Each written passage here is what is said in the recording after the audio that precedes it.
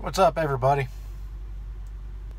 How's everybody doing? Hope if you're on the road, hope you're staying safe, and I hope that you're getting some miles under those tires. What the hell kind of bug is that? Like a little wasp or something. I don't know what that is. Anyways, I'm down here in Black Mountain still. Down here getting waiting to get unloaded. Scheduling was messed up, so yeah, you'll have that with trucking. So if you're watching this video, it's probably because of the title, which has something to do with how to get into trucking. What is the best avenue, the best resource, what is the best approach for you to take to get into truck driving? I don't want that sucker to come in here. Well, I'll tell you this much. I can't speak for you, but I can give you some pointers, and I can tell you how I did it, and you can go from there, and I can suggest ways. But the way you do it is up to you. So, I was more than fortunate enough, back in 2000, man, it's like these bugs just all of a sudden came out of nowhere. Anyways, I was fortunate enough back in 2008 to have a grandmother who was she was just awesome. She really cared about her family, and she was just a great person all the way around. God rest her soul. She passed away a couple years ago. Anyway, I'd go up there to her house and take her out to lunch from time to time, talk to her, chat with her, my grandfather, her husband, passed away a long time ago when I was, it was probably 1990, no, it wasn't even 91, I was probably 5, maybe 6, it was right after my parents got divorced, so I was probably about 5, and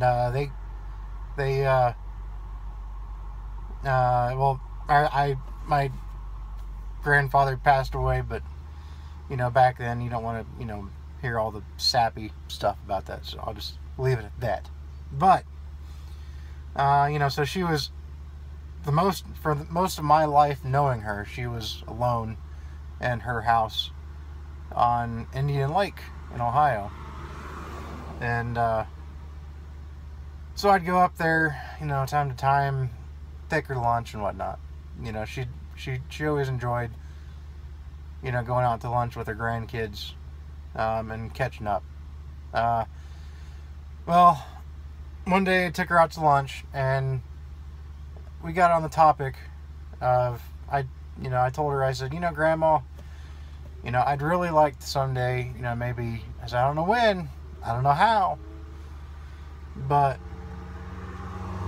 I want to be a truck driver, and it's funny because what got me into the idea of wanting to be a truck driver, was the show Ice Road Truckers. It was just cool, it was cool watching them banging those gears, creeping onto the ice, being modern day, cowboys, on the untamed wilderness of Canada and Alaska. And that was weird. And it just really got me wanting to drive a truck. So I did a lot of research on it. I didn't just on a whim go start driving a truck because of the show. I did a lot of research. I looked it up online, talked to people. You know, even 9 years ago, you know, online resources weren't nearly what they are today, but I did what I could to look online and call people, and you know, and I found out how much. I'd never even ridden in a semi before. I found out how much it was going to be to go to a truck driving school and get and do it right, you know. Well, I told my grandma about it. My grandmother, I told her about it. I always called her grandma. Some people, you know, some people have, you know, Graham, whatever. I call mine grandma. But anyway, very traditional.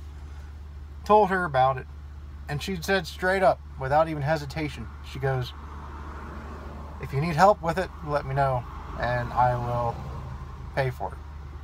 That's what she said. She said she would pay for me to go through truck driving school. And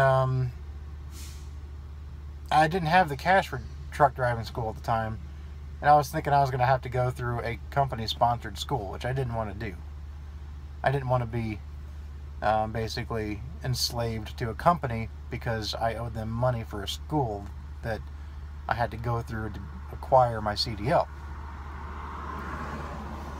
So, you know, I turned it down at first because I don't like handouts. I really don't. I hate handouts. I just don't like them. So anyway, you know, I turned it down at first. Went home, thought about it, and you know, talked to her again a couple weeks later. Went to lunch with her, and reluctantly I brought it up again. But I said, you know, Grandma, I said, if you're serious about that, I said, there's nothing I'd be more appreciative over if you could help me with that.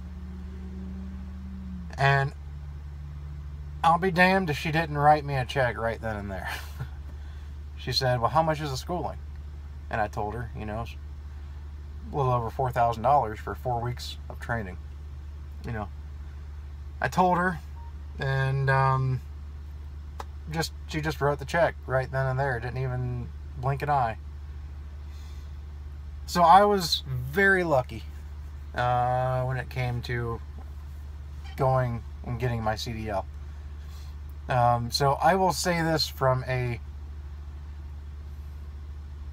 bias. I don't know if you consider it bias, or maybe an ignorant standpoint. I don't know. I don't know. My advice would be, if you can pony up the funds to become a CDL holder, to go ahead and go through a school that is not sponsored by a company. You pay for it yourself. That's the best way to go, in my opinion. And that's because you are not beholden to any large companies that paid for you to go through the school, you know. Because you are under a contract. Say you go to Schneider, if you go to Swift, I think Schneider has a kind of school. Swift, Werner, however you want to say it. You know, back then when I was looking into it, Pam had a school. It probably might still. You know, but you do that, and depending on the contract, you could be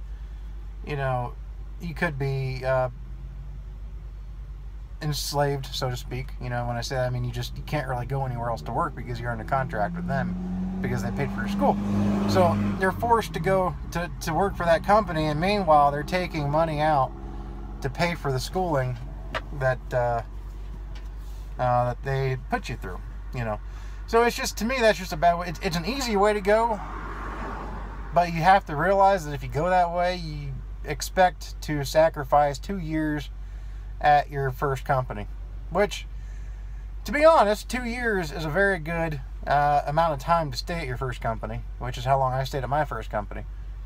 And that's a good time. It's a good amount of time to stay because as a new driver, you got to learn the system. You got to learn a whole bunch of stuff. So it's poor judgment to job hop It's poor taste job hop anyway, in my opinion. But your first couple years, it's not only poor taste, it can hinder your ability to really, to build a solid reputation for one. But you just, it's nice to stay at one company and learn, constant routes. How to deal with dispatchers, how to deal with brokers, how to deal with shippers and receivers, and all that fun stuff. So, there are ways to do it, where you don't have to pay for it. But if you're able to pay for it yourself, I highly recommend doing a school that is not sponsored. I even went to a community college for it. It was a community college, Clark State University in Springfield, Ohio. I went there. They had a course that put you through CDL, and so it was a good way to go. And 9 years later, I'm still driving a truck, and every move I make is to make my position better, to better my understanding of trucking, and to better my my financial future. So when I got into trucking, of course, I didn't have a family to take care of. Now I do. So I have a whole lot of other things on my plate that I'm responsible for, that I was not responsible for back then. But that's just the way that I got into truck driving. And again, there's other avenues to take, like I said, and don't feel like you're obligated to pay for one yourself if you can't. But you really want to be a truck driver, do what you got to do and go to a company-sponsored school. You're just gonna, have to write out a contract. Otherwise, if you up and quit, then you'll have to pay them the difference. But anyway, that's the way it is. That's my story, and I'm sticking to it. So I got to show this to you. I'm like I said, I'm down here in Black Mountain, and the view out my front window right now is something that you would see at a lodge, and I'm witnessing it for free in the front seat of my Volvo semi.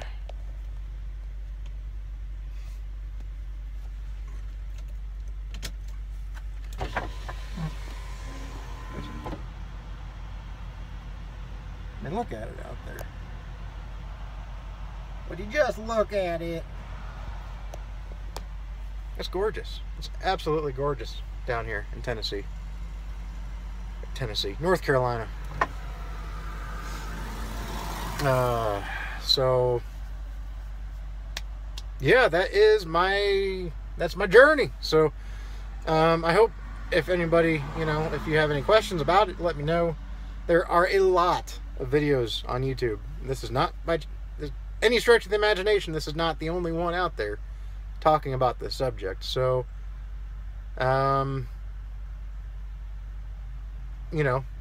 watch them, binge watch them, and see what other people have to say about the topic.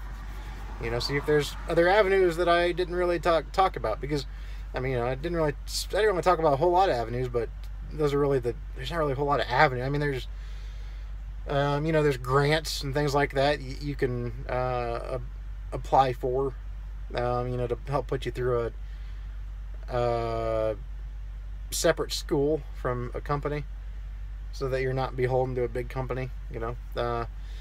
So there's ways to pay for, maybe financial assistance. I don't know if you can get financial assistance for some of these colleges that are not sponsored by companies. I don't know, but that's something for you to check into if you really want to.